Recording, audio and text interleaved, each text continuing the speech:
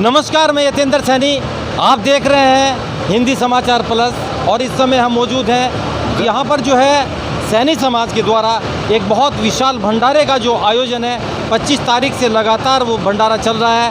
हरिद्वार से जो है भोले अपने अपने मनोकामना के साथ गंगा जल लेकर जो है इसी रोड से, ये दिल्ली हाईवे मार्ग है, इसी से गुजर रहे हैं। और आज इस शिविर के अंदर उत्तराखंड में यानी कि वर्तमान राज्य मंत्री श्री सैमवीर सैनी जी हमारे साथ हैं और इस पूरी शिविर के जो संयोजक हैं आलोक सैनी जी हैं।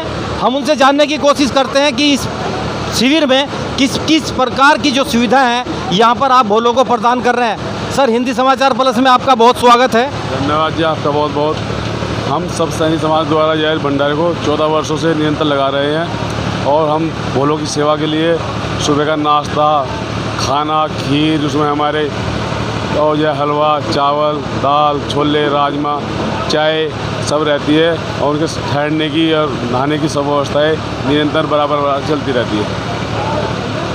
और भी यहाँ पर कुछ समिति के सदस्य हैं। मैडम, क्या नाम है आपका? पूर्वी सैनी जी। मैडम, यहाँ पर किस प्रकार की सुविधा जो है आप भोलों को प्रोवाइड करा रहे हैं? मैं महिला सदस्य के ओर से हूँ। यहाँ पर हम भोलों को नाश्ते में चने, पोहा आदि की व्यवस्था है। दोपहर के भोजन में शाही पनीर, दाल, खीर, हलवे और पेठे, व्रत वालों के लिए पेठे और केले का प्रसाद भी दिया जाता है। चिकित्सा सुविधाएं भी हम भोलों को उपलब्ध करा रहे हैं।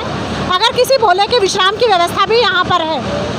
मैडम, जो हमारी भोली हैं, महिला हैं, उनके लिए किस प्रकार की व्यवस्था आपने यहाँ पर की हुई है?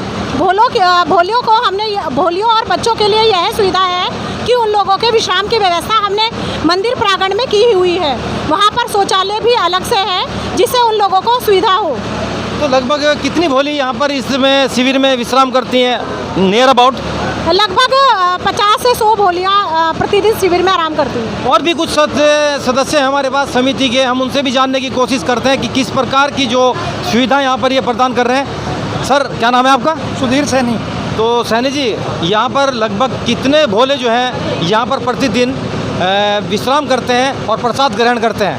प्रतिदिन 500, 700, 1000 के करीब यहाँ पे विश्राम करते हैं और 5 से 10,000 भोले यहाँ पे विश्राम करते हैं और खाना भी खाते हैं। और यहाँ पे दवाइयों की सुविधा भी है, स्वास्थ्य का पूरा इंतजाम रखा जाता है।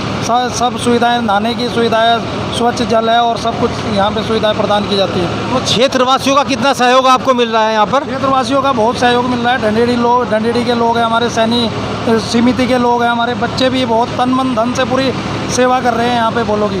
और भी समिति के यहाँ पर सदस्य, हम उनसे भी जानने की करते हैं। मनोज सैनी जी हमारे साथ हैं। सर, लगभग अप्रोक्सीमेटली, क्योंकि ये दिल्ली हाईवे है और इस दिल्ली हाईवे पर आपका यहाँ पर ये शिविर चल रहा है, तो लगभग कितना जो भोले हैं, शिव भक्त हैं, वो कितने यहाँ पर विश्राम ग्रहण करते हैं और प्रसाद ग्रहण करते हैं? सर, सुबह नाश्ते जब स्टार्ट करते हैं तो कम से कम भी 3000 चाय कम हम लगाते हैं। 3000 भोलों को हम नाश्ता खा देते हैं और खाने में कम से कम भी हम 5 से 7,000 लोग भोलों को पर डे खाना खिला रहे हैं। और शिविर हमारा लगातार चल रहा है। जब तक भोला आता है और रात के 11 बज जाएँ या रात के 12 बज जाएँ, हमारा शिविर कंटिन्यू चलता रहता है। भोलों के लिए नहाने की व्यवस्था है और ठहरने के लिए पीछे गांव में कई जगह व्यवस्था हमने कर रखी है। अगर कोई भोला विश्राम के लिए बोलता है तो उसको तुरंत हमें विश्राम करा देते हैं। तो ये लगभग शिविर यानी कि 2 तारीख को जल अभिषेक है, तो लगभग कौन सी तारीख तक ये आपका शिविर चलेगा? ये हमारा शिविर 25 तारीख से चल रहा है। कल हमारे शिविर का लास्ट दिन होगा और फिर हम 2 तारीख को रुड़की राधा वेंकट हॉल में इसका समापन समारोह करेंगे। तो क्या इस प्रकार की जितनी भीड़ आपके शिविर में है, तो क्या हर साल इतनी प्रकार की भीड़ होती है? हर साल भीड़ हमारे कैंप में बढ़ती जा रही है। इस बार हमने, पहले हमारा जो कैंप था वो बिना टीन की चल रहा था। इस बार हमने बरसात की वजह से टीन की व्यवस्था भी करी और आज बरसात हुई तो उसका हमें लाभ मिला। और शिविर में जो है उत्तराखंड से यानी कि वर्तमान राज्य मंत्री हमारे साथ हैं श्री सैमवीर सैनी जी, हम उनसे भी जानने की कोशिश करते हैं कि किस प्रकार का जो है यहाँ पर शिविर में आकर उनको किस प्रकार का माहौल दिखाई दे रहा है। सर, हमें आज़ाद न्यूज़ चैनल के साथ साथ हिंदी समाचार प्लस में आपका बहुत स्वागत है। तो सर, आप यहाँ पर आए हैं,